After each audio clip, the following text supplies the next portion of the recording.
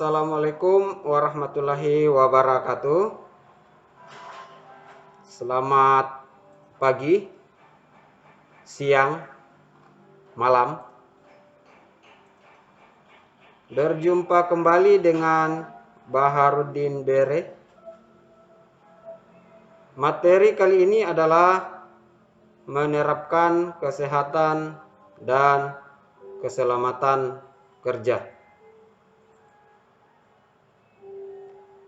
Sebelum lebih lanjut, kita melihat dulu berbagai macam pengertian ketiga.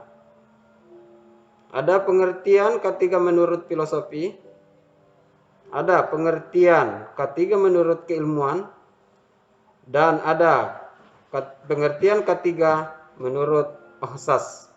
OHSAS ini adalah Occupation Health and Safety Assessment, merupakan sebuah standar dalam skala internasional bagaimana menerapkan sistem manajemen kesehatan dan juga keselamatan dalam bekerja. Jadi, OHSAS inilah yang memberikan sertifikat layak atau tidaknya sebuah industri dikatakan bahwa sudah memenuhi kesehatan dan keselamatan kerja atau K3. Itu adalah dari OHSAS. Ya.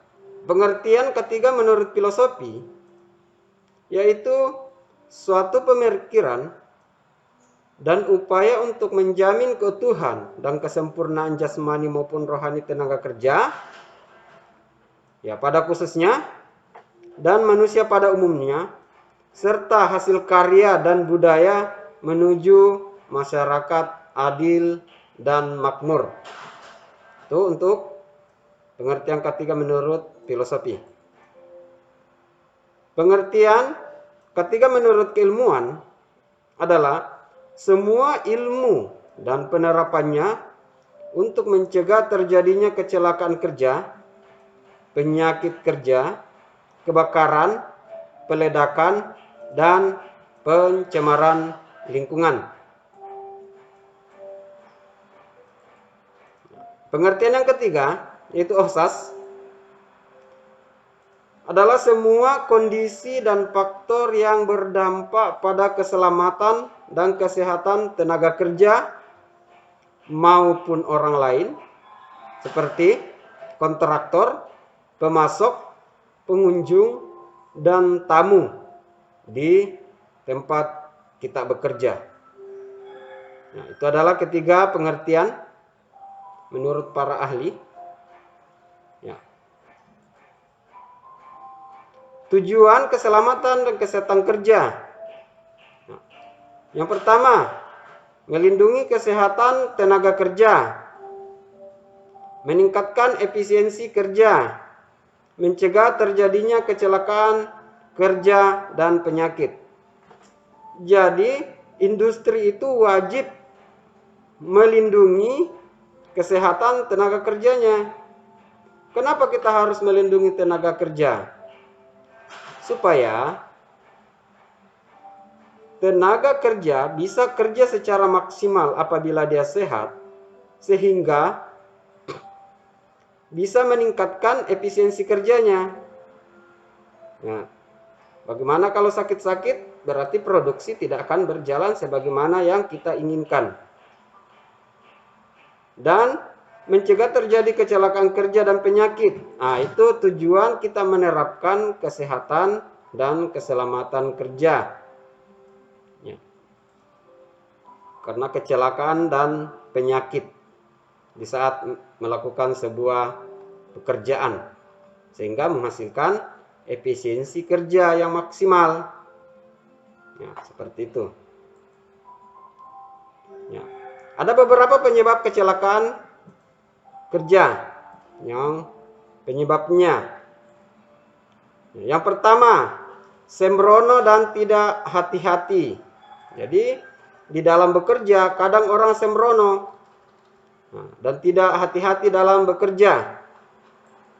Yang kedua, tidak mematuhi peraturan. Nah, dia sesuka-suka hati, padahal di dalam industri itu ya, ada beberapa peraturan yang harus kita patuhi. Kita bahas ke materi selanjutnya. Tidak mengikuti standar prosedur kerja. Nah, kebanyakan orang ini tidak mengikuti standar prosedur kerja. Maka ya efeknya ya kecelakaan kerja. Tidak memakai alat pelindung diri. Nah, itu adalah penyebab kecelakaan kerja. Ya, pelindung diri nanti materi yang selanjutnya kita akan bahas. Kondisi badan yang lemah. Jadi kalau misalnya ingin melakukan sesuatu atau bekerja, perhatikan dulu badan. Apakah fit, siap kerja, atau lemah, letih, lesu. Jadi kalau merasakan badan yang lemah, letih, lesu, ya tidak usah dulu melakukan sebuah pekerjaan. Karena bisa menjadi penyebab kecelakaan kerja. Ya, contoh misalnya badan lemah, mengangkat yang berat, tidak kuat, jatuh, kena kaki. Maka itu merupakan sebuah penyebab kecelakaan kerja. Ya, alat pelindung diri. Ya, alat yang kita pergunakan untuk melindungi diri kita sendiri. Ya, ada standar prosedur kerja. Jadi di dalam industri itu dia mempunyai standar. Standar apa saja? Itu biasa tertera di pintu-pintu gerbang. Standar prosedur kerja. Mesin juga mempunyai standar prosedur. Ya, jadi sebaiknya kalau misalnya mengoperasikan mesin, maka baca dulu prosedur-prosedur pengoperasiannya. Aturan. Di dalam industri itu ya kita diikat oleh aturan. Berapa banyak aturan yang harus kita patuhi agar terhindar dari kecelakaan kerja. Jangan kerja sembrono. Harus kita hati-hati dalam bekerja. Ya, selanjutnya tindakan yang tidak aman. Nah, ada beberapa tindakan yang kita lakukan yang tidak aman pada diri sendiri, orang lain, maupun tempat yang kita tempati untuk bekerja. Ya, yang pertama, memakai peralatan tanpa menerima pelatihan yang tepat. Nah, ini orang yang istilahnya sok tahu, belum menerima pelatihan, belum tahu itu cara menggunakannya. Dia so tahu memakai peralatan itu. Nah, itu tindakan yang tidak aman. Dia tidak ahli di bidang itu. Ya. Dia so tahu untuk masuk dan bekerja menggunakan peralatan itu. Yang kedua, memakai alat atau peralatan dengan cara yang salah. Ini yang sering sekali kita lakukan. Memakai alat atau peralatan dengan cara yang salah. Salah satu contoh, di saat kita ingin membuka sebuah sekrup, tidak kelihatan obeng di depan kita, biasanya kita pakai pisau, biasanya kita pakai sendok. Nah, itu memakai alat peralatan dengan cara yang salah. Ya, sendok itu kan untuk makan, pisau untuk mengiris, dipakai untuk membuka baut. Nah, itu salah satu contoh memakai alat atau peralatan dengan cara yang salah. Tanpa memakai perlengkapan alat pelindung diri seperti kacamata pengaman, sarung tangan, pelindung kepala. Ya, jika di pekerjaan tersebut melakukan, tapi kalau misalnya di dalam elektronik sementara memperbaiki televisi, barang-barang elektronik yang lainnya, ya kayaknya tidak perlu kita menggunakan pelindung kepala. Kecuali kalau plafon sudah rapuh atau atap sudah mau roboh, ya perlu kita menggunakan pelindung kepala. Tapi kalau cuma menyolder, ya tidak perlu. Tapi kalau di pertambangan sangat perlu, atau di industri-industri yang besar. Nah, itu harus menggunakan helm, pelindung kepala. Begitu. Ya, kacamata pengaman. Di dalam penyolderan, perbaikan alat-alat elektronik, kita perlu menggunakan kacamata. Kenapa? Ya, supaya asap solder itu tidak masuk ke dalam mata. Apalagi kalau kerja di mobil, kerja di pabrik triplex, plywood, biasanya orang katakan di Kalimantan sana, plywood. Harus menggunakan kacamata pengaman karena banyak serbuk-serbuk kayu, serbuk gergaji yang berterbangan ke sana kemari. Ya. Sarung tangan. Nah, itu sarung tangan untuk melindungi tangan. Selanjutnya, bersendau gurau. Bersendang gurau, tidak konsentrasi, bermain-main dengan teman kerja atau alat perlengkapan lainnya. Ini yang banyak memicu kecelakaan kerja. Selalu bercanda, tidak konsentrasi, selalu bermain-main. Ya. Kadang tidak sengaja kita melakukan kesalahan sehingga mengakibatkan suatu kecelakaan di saat kita bersendau gurau. Ya. Tidak konsentrasi dalam pekerjaan alias galau. Ya, jadi kalau galau tidak usah. Kalau galau dengan ya sesuatu yang tidak perlu digalaui. Ada kata-kata galaui ini. Ya, bermain-main dengan teman kerja. Jadi kalau bekerja ya serius. Jangan bermain-main. Ya, saling cubit-mencubit, saling gelitik-menggelitik. Apalagi kalau di depan mesin-mesin besar yang bahayanya besar. Misalnya contohnya, kalian bersendau gurau di tempat gilingan batu bara, kalian terpeleset masuk, ya selesai. Apalagi kalau kalian bermain-main dengan teman sementara lakukan cross cut di pabrik triplex atau plywood, ya bukan kayu yang dipotong, tangan kalian yang terpotong atau sekalian kepala kalian yang terpotong. Apalagi kalau bermain-main di panel listrik, ya siap-siap jadi hitam semua, terbakar. Jadi ya bukan kurangi bersendau gurau saat bekerja, tidak boleh sama sekali. Nanti bersendau gurau di saat waktu istirahat karena ada waktu-waktu tertentu saat istirahat.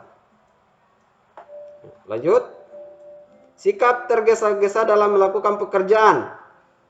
Ya, kalau kita melakukan sebuah pekerjaan harus sersan, serius, dan santai, bukan tergesa-gesa. Walaupun misalnya kalian bekerja di sebuah pabrik, bos ada di belakang. Ya, terkadang kita grogi sehingga tergesa-gesa melakukan sebuah pekerjaan agar kita diberikan like oleh pimpinan. Nah, itu fatal akibatnya. Kerja secara kontinu saja. Ya, sesuai dengan kecepatan kita, jangan juga lambat. Ya, sengaja lambat-lambatkan karena produksi ini harus secepatnya sesuai dengan target. Misalnya besok lusa kita terterima di perusahaan-perusahaan besar, ya tidak usahlah tergesa-gesa. Jangankan di tempat kerja, di pabrik-pabrik, di industri, bawa kendaraan saja kalau kita sikap tergesa-gesa, ya siap-siap diantar ke rumah sakit. Ya santai saja dalam bekerja. Membuat gangguan atau mencegah orang lain Nah, dari pekerjaannya dan mengizinkan orang lain mengambil alih pekerjaan, padahal orang tersebut belum mengetahui pekerjaan itu. Terkadang ada orang seperti itu. Ya, kadang itu adalah pengalaman. Apabila dia, contohnya ini, dia mau masuk ke toilet, tapi mesin berjalan terus. Karena mesin harus berjalan terus, dia memanggil temannya untuk menggantikan sementara mengoperasikan mesin itu. Fatal akibatnya nanti. Kenapa? Orang yang kita panggil belum tentu mengetahui cara mengoperasikan mesin. Nah, sama kalau misalnya bagian kelistrikan di sebuah industri. Kadang ada orang yang saya bilang tadi, tahu listriknya mati, tidak ada suplai listrik masuk di mesin yang dioperasikan, karena dia tahu buka panel, obeng sana obeng sini, dia belum mengetahui yang mana tegangan 110, yang mana 220, yang mana 360, 380. Asal sambung, siap-siap mesin yang kamu operasikan akan melakukan trouble atau sekalian terbakar. Jadi jangan coba-coba melakukan sesuatu yang belum mengetahui cara mengoperasikan pekerjaan itu. Jangan juga meminta kepada orang lain yang belum tahu cara mengoperasikannya. Itu tindakan yang tidak aman di dalam melakukan sebuah pekerjaan. Ini adalah contoh-contoh kecelakaan. Ya, ini tertancap, dia jatuh. Ini tenggelam. Ini adalah gedung-gedung roboh. Ini berbagai macam kecelakaan-kecelakaan yang kita hadapi di tempat kerja. Kalau misalnya kita sudah hati-hati, sudah melakukan semua prosedur-prosedur yang ada, terus kita masih juga mendapat kecelakaan, ya itu adalah takdir ilahi. Tidak ada penyesalan di belakang. Berbagai macam kecelakaan. Ini adalah aturan-aturan yang saya sebutkan tadi. Yang pertama, wajib menggunakan helm, pelindung kepala. Yang kedua, wajib menggunakan sarung tangan, menggunakan kacamata pelindung. Ini high voltage. Nah, ini adalah peringatan bahwa di tempat ini tegangan tinggi. Nah, tegangan tinggi. Di sini segitiga warna kuning itu adalah tempat pengoperasian alat-alat berat. Nah, di sini ada listrik. Di sini hati-hati ada kejatuhan barang. Itu adalah peringatan-peringatan dan aturan-aturan yang wajib kita patuhi di dalam melakukan sebuah pekerjaan di industri. Baik industri berskala kecil maupun industri berskala besar. Kita masuk pada alat-alat pelindung diri. Pengertian daripada alat pelindung diri adalah kelengkapan yang wajib digunakan saat bekerja sesuai bahaya dan risiko kerja untuk menjaga keselamatan pekerja itu sendiri dan orang lain di sekelilingnya. Jadi alat pelindung diri ini namanya alat untuk melindungi diri dari bahaya dan risiko kerja. Ya. Masing-masing industri, masing-masing pekerjaan itu mempunyai APD tersendiri. Ya, misalnya di rumah sakit dan di pabrik itu APD-nya kadang ada perbedaan. Ya, salah satu contoh kalau di industri kayak pertambangan itu kita harus menggunakan sepatu safety yang terbuat dari kulit, ya, yang kuat dan tahan lama dari lumpur. Tapi kalau di rumah sakit ya tidak perlu pakai itu. Ya, seperti itu macam-macam. Itu namanya alat pelindung diri. Akan kita bahas pada pertemuan kali ini. Yang pertama adalah helm pengaman atau safety helmet. Helm pengaman ini digunakan untuk melindungi kepala. Nah, kenapa kita harus melindungi kepala? Ya, karena di kepala ini adalah pusatnya manusia. Tidak ada orang dikatakan bahwa dia masuk ke rumah sakit karena diamputasi kepalanya menggunakan kepala palsu. Tidak ada namanya kepala palsu. Ya, kalau tangan ya masih ada tangan palsu, masih ada hidung, telinga palsu. Tapi kalau kepala, ya selesai, tamat riwayat dan tamat cerita kalau kepala yang kena masalah. Makanya kita harus menggunakan helm pengaman, helmet, untuk menghindari, menjaga kepala dari kejatuhan benda-benda keras. Ya, itu gunanya helm pengaman, mengamankan kepala dari kejatuhan benda-benda keras atau apa namanya, kalau tertumbuk apa bahasa Indonesianya, tertumbuk, kalau bahasa Gorontalonya tertoki. Oke, lanjut. Ini juga dia menggunakan pelindung kepala, tapi dengan menggunakan beton. Lihat, dia juga menggunakan pelindung kepala. Maksudnya ini menggunakan pelindung kepala, tapi dia menggunakan beton. Ini salah. Nah, coba perhatikan. Dia menggunakan pelindung kepala. Entahkah ini beton atau gabus, tidak jelas. Nah, dia melindungi kepalanya tapi dengan cara yang salah. Nah, jadi jangan begini ya. Kita harus menggunakan helm pengaman. Ya. Lanjut. Kacamata pengaman atau safety glass. Ini digunakan untuk melindungi mata dari kemasukan debu, kemasukan segala sesuatu yang masuk di mata, dari binatang-binatang, dari apapun yang bisa masuk di mata, maka kita harus menggunakan kacamata pengaman, safety glass. Ini yang standar industri, bukan kacamata hitam yang dipakai untuk bergaya. Nah, dipakai untuk TikTok, itu tidak digunakan di industri. Kacamata yang hanya bundar, hanya biji mata yang terlindungi. Jadi bukan kacamata yang sembarang.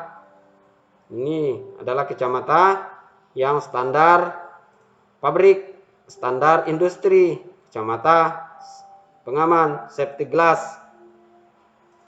Digunakan untuk mengamankan, mencegah sesuatu masuk ke dalam mata kita. Jangan seperti ini. Ya, dia melindungi mata, tapi dia menggunakan galon air. Memang. Ya. Coba perhatikan, dia memang melindungi mata. Ini kepala sekalian, tapi caranya salah. Masa galon air di lubang dimasukkan kepala. Ya, satu kali ini. Ya, jangan seperti ini ya. Nah. Yang selanjutnya, pelindung telinga. Ini pelindung telinga. Headset. Headset yang berstandar pabrik. Melindungi semua daun-daun telinga. Bukan headset yang dimasukkan di dalam telinga untuk mendengar lagu-lagu. Bukan itu. Ya, bukan melindungi telinga. Ya. Ini kacamata pelindung telinga yang berstandar. Ya. Semua telinga dilindungi, baik daun telinga, pohon telinga, akar telinga. Itu dia lindungi semua. Sampai buah telinga juga tidak keluar-keluar. Cairan telinga juga ada. Nah, dilindungi juga supaya tidak keluar cairan telinga. Nah, karena di telinga itu ada daun, tidak ada pohonnya. cuma daun saja, cairan yang ada. Oke, alat pelindung telinga ini melindungi telinga dari bunyi yang keras, kebisingan. Misalnya masuk di dalam ruang genset harus menggunakan pelindung telinga. Ya, atau ya melakukan peledakan, misalnya kebanyakan di batu bara ini melakukan sistem peledakan harus menggunakan telinga supaya telinga tidak tuli. Nah, bahasa di sini namanya ponggo. Ponggo ya? Pongo atau ponggo? Ya. Oke, lanjut. Pelindung telinga. Respirator. Ini dipergunakan untuk melindungi pernapasan dari zat-zat kimia. Ya, yang tidak boleh dihirup. Ini namanya respirator. Ini dipergunakan untuk melindungi pernapasan dari debu, dari bau-bauan, zat kimia. Ya, apalagi kalau teman di samping suka kentut, mending dipakaikan respirator supaya walaupun dia kentut 5 kali 1 menit itu tidak akan tercium karena dia mempunyai penyaring. Kalau memang tidak mampu beli respirator ini, ya gunakan masker seperti ini. Ya. Makanya saya pakai masker. Ya. Supaya melindungi dari ya bau-bauan yang tidak sedap atau melindungi hidung saya dari virus-virus corona atau debu. Itu gunanya untuk melindungi pernapasan. Itu respirator atau masker. Ya. Lanjut. Bukan seperti ini. Ya, dia memang melindungi hidungnya, melindungi pernapasannya, tapi menggunakan kantong plastik, bukan lagi melindungi hidung. Pernapasan tidak masuk. Ya, maunya melindungi pernapasan dari debu, melindungi pernapasan dari bau-bauan. Kalau seperti ini ya, selamat datang akhirat. Dia bungkus mukanya dengan plastik. Tidak seperti ini juga. Nah, lanjut. Pelindung wajah atau face shield. Ini dipergunakan untuk melindungi wajah dari terbakar matahari kah, dari terkena benda-benda yang merusak wajah. Ya. Apalagi sekarang masa-masa pandemi harus menggunakan face shield. Ya.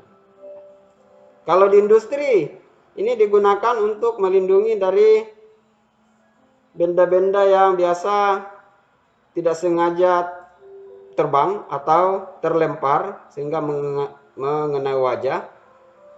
Maka kacanya ini, face shieldnya ini harus tahan terhadap benturan. Itu dipergunakan. Apalagi kalau kerja malam banyak binatang-binatang yang terbang. Ya, itu yang sangat berguna seperti ini. Pelindung wajah atau face shield. Nah, bukan seperti ini. Dia sudah melindungi wajah tapi dia menggunakan kertas. Tidak ada guna. Ya, menggunakan kertas untuk melindungi wajahnya. Itu bukan melindungi wajah, itu bertopeng. Bertopeng dengan kebenaran seperti ini. Ya, maksudnya mau melindungi wajah tapi ya dia menggunakan kertas. Ya. Biar air saja kertasnya sudah bocor. Jadi tidak bisa, jangan ditiru ya. Selanjutnya, sarung tangan atau glowes. Sarung tangan ini yang dipergunakan itu adalah sarung tangan yang tahan terhadap panas. Ya. Sarung tangan yang tidak bisa dialiri arus listrik. Ya, sarung tangan yang tebal. Ya, melindungi telapak tangan dari luka. Itu sarung tangan yang standar. Ya, bukan sarung tangan yang dipergunakan biasa anak sekolah yang warna putih dipakai untuk pergi gerak jalan. Tidak dipakai yang seperti itu. Atau sarung tangan ibu-ibu yang sedang masak membuat kue yang terbuat dari plastik, itu juga tidak dipakai. Ya. Jadi yang saya bilang tadi, ada alat pelindung diri yang bisa dipergunakan di industri, di pertambangan, tapi tidak bisa dipergunakan di tempat-tempat yang lain, seperti sarung tangan ini. Orang yang ada di rumah sakit tidak mungkin menggunakan sarung tangan seperti ini.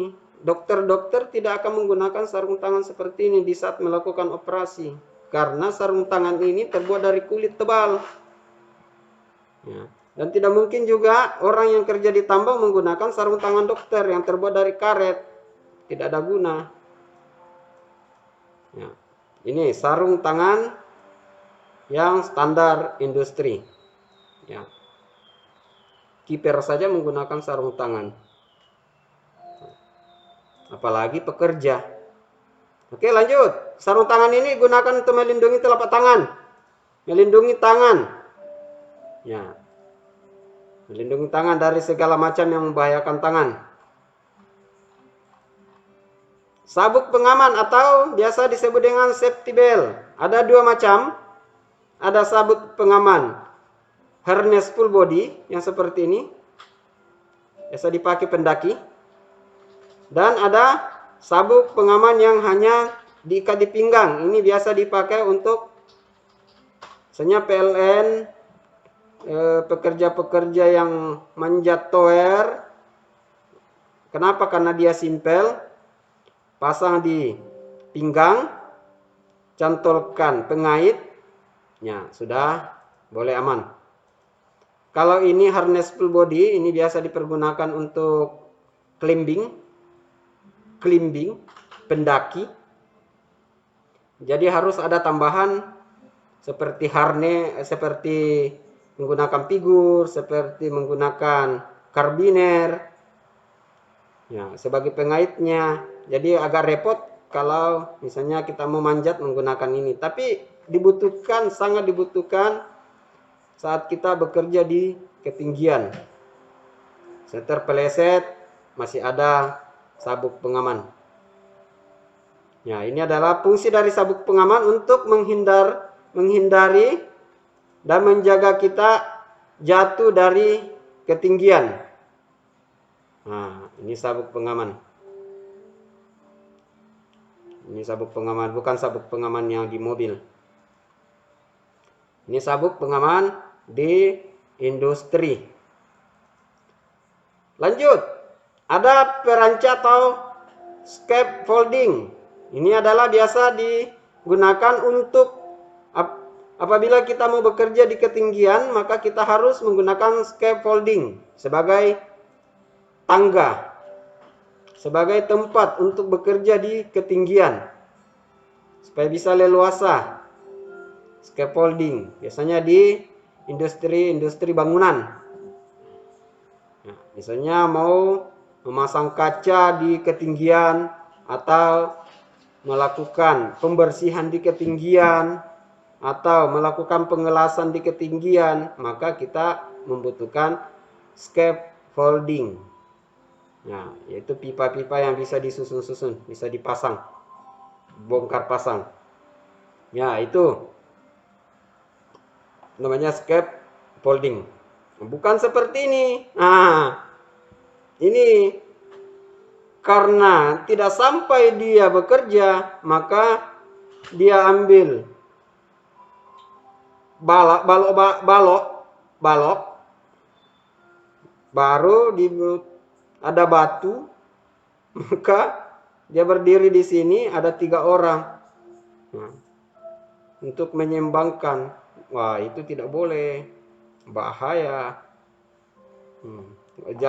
Turun ini orang salah satu, ya jatuh dia. Seperti itu. Jadi kita harus menggunakan scaffolding. Jadi gunanya scaffolding itu adalah tempat untuk bekerja pada saat bekerja di ketinggian. Karena kadang ada pekerjaan yang tidak bisa menggunakan harness. Misalnya mengelas, mengecat, memasang sesuatu tidak bisa menggunakan harness, harus menggunakan scaffolding. Selanjutnya ada sepatu pengaman. Nah, ini sepatu pengaman atau safety shoes. Sepatu pengaman ini digunakan untuk melindungi kaki ya, dari benturan. Jadi di dalam aturan industri, kita bekerja tidak menggunakan sembarang sepatu, apalagi menggunakan sepatu kets. Tidak boleh sama sekali. Tidak boleh menggunakan sandal jepit. Tidak boleh menggunakan sepatu yang hanya sampai di mata kaki. Itu tidak boleh. Semahal apapun sepatu Anda, itu tidak akan diizinkan masuk. Harus menggunakan safety shoes. Tahan dengan benturan. Di ujungnya sepatu safety ini terbuat dari baja. Jadi kalau ada yang kejatuhan, maka ibu jari kaki itu aman. Dan bapak jari dan anak-anaknya semua. Ya, ini namanya sepatu safety. Ya, insya Allah kalian masuk di industri itu akan dibagikan sepatu safety. Berbagai macam sepatu safety. Yang intinya terbuat dari kulit. Tebal. Tahan terhadap air, tahan terhadap benturan, dan lebih khusus tahan terhadap tidak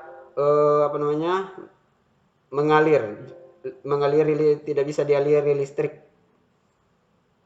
bisa disebut dengan induktor ya. Jadi seperti ini sepatu safety, bukan sepatu yang ibu-ibu pergi pasar, ibu-ibu pergi pesta, bukan sepatu safety itu yang tumitnya tinggi. Nah, ada juga sepatu yang biasa dipakai itu kayak jaring, bukan yang seperti itu. Ya, itu adalah macam-macam alat pelindung diri. Sebenarnya banyak sekali alat pelindung diri yang belum kita bahas pada kali ini, tapi yang kita bahas pada kali ini adalah yang sangat urgent, apalagi yang bergerak di bidang elektronik. Itu alat-alat pelindung diri. Banyak sekali alat pelindung diri. Selanjutnya, jenis-jenis kecelakaan pada beberapa bidang industri. Yang pertama yaitu terjepit dan terlindas. Nah, banyak sekali kecelakaan-kecelakaan yang terjadi. Yang pertama itu terjepit dan terlindas. Yang kedua, teriris atau terpotong. Nah, yang selanjutnya jatuh terpeleset. Yang keempat, ya, tertabrak. Ya, dia terbiasa tertabrak dengan proklit. Ada itu proklit itu ya adalah ada itu mobil yang mengangkat barang yang ada di dalam industri. Ada tusuk-tusuk di depannya. Itu proklit. Jadi kadang orang misalnya sudah penuh barang di depan, ini banyak sekali kejadian seperti ini, tertabrak. Ya, mobil yang mengangkat barang itu sudah, karena kan barangnya ada di depan, proklit itu namanya. Barangnya ada di depan, sopirnya juga tidak konsentrasi, sehingga ada menghayal di tengah-tengah jalan, maka kadang dia tertabrak. Ya, berkontak dengan bahan yang berbahaya, misalnya zat kimia. Terjatuh dan terguling. Nah, ya, kalau dia terpeleset ya pasti terjatuh dan terguling-guling. Kejatuhan barang dari atas. Nah, ini kejatuhan barang dari atas gunanya helm pengaman. Ya, kejatuhan barang dari atas. Ya, tidak masalah kalau kasur yang terbuat dari kapuk. Ya. Tapi kalau sudah beton dengan baja yang jatuh ya, terkena benturan keras, terkena barang yang runtuh dan roboh. Nah, itu adalah jenis-jenis kecelakaan. Dan masih banyak jenis-jenis kecelakaan yang lain. Ya. Kesimpulan pada pembelajaran kali ini. Kesimpulan yang pertama, yaitu ini kesimpulannya ini merupakan kata-kata bijak. Ya. Lebih baik 1000 kali hati-hati dari 1 kali kematian. Jadi lebih baik 1000 kali kita berhati-hati daripada 1 kali kematian. Ya. Karena kalau sudah 1 kali kematian, walaupun 5000 kali hati-hati tidak ada guna. Yang kedua, lebih baik kehilangan 1 menit dalam hidup daripada kehilangan kehidupan dalam 1 menit. Maksudnya ini, lebih baik kita kehilangan waktu dalam 1 menit dalam mempersiapkan diri, memakai APD, mengikuti aturan yang ada, daripada kehilangan kehidupan dalam 1 menit. Karena kehilangan kehidupan itu ya berhitung menit. Misalnya kamu masuk di dalam mesin pemotong atau mesin penggiling, ya tidak cukup 1 menit. Kamu sudah hilang. Tinggal cerita. Yang ketiga, tetaplah bekerja dengan aman. Karena seseorang yang Anda cintai telah menunggu Anda di rumah. Ini bagi orang yang ada pasangan. Kalau yang jomblo tidak. Jomblo juga ada orang tuanya, kasihan. Ada juga saudaranya. Jadi bekerjalah dengan aman. Karena seseorang yang Anda cintai telah menunggu di rumah. Selanjutnya, bunuh bahaya sebelum bahaya membunuhmu. Jadi lebih baik kita bunuh itu bahaya dulu sebelum bahaya membunuh kita. Berhati-hatilah dengan langkah Anda. Itu bisa saja menjadi langkah Anda yang terakhir. Jadi dalam melangkah Anda hati-hati. Bisa saja langkah Anda itulah langkah yang terakhir. Selanjutnya, yang membuat Anda lebih aman bukanlah harapan, tapi perilaku dengan aman. Jadi harapan itu harus dibarengi dengan perilaku. Berperilaku dulu, baru muncul harapan. Atau berharap dulu, baru berperilaku. Terbalik-balik. Bagaimana sih katanya ini? Oke. Demikian perjumpaan kita kali ini, yaitu kesehatan dan keselamatan kerja. Nanti akalan kali di video selanjutnya disambung bagaimana sih caranya melakukan sebuah pekerjaan. Kita akan membahas cara-cara melakukan pekerjaan dari segala macam bidang, baik di industri besar, industri kecil, baik di pabrik maupun di bengkel atau lab. Karena semua pernah saya alami. Jadi bukan berbicara masalah teori, tapi berbicara masalah pengalaman apa yang selama ini saya lakukan. Apabila materi ini bermanfaat, silakan like, subscribe, dan share kepada teman-teman agar apa yang Anda pelajari pada saat ini bisa juga diketahui oleh teman Anda. Tapi kalau tidak bermanfaat, abaikan saja. Yang penting Anda menonton. Itu sudah saya senang. Tidak usah di like, tidak usah di subscribe kalau tidak bermanfaat. Demikian perjumpaan kita. Assalamualaikum warahmatullahi wabarakatuh.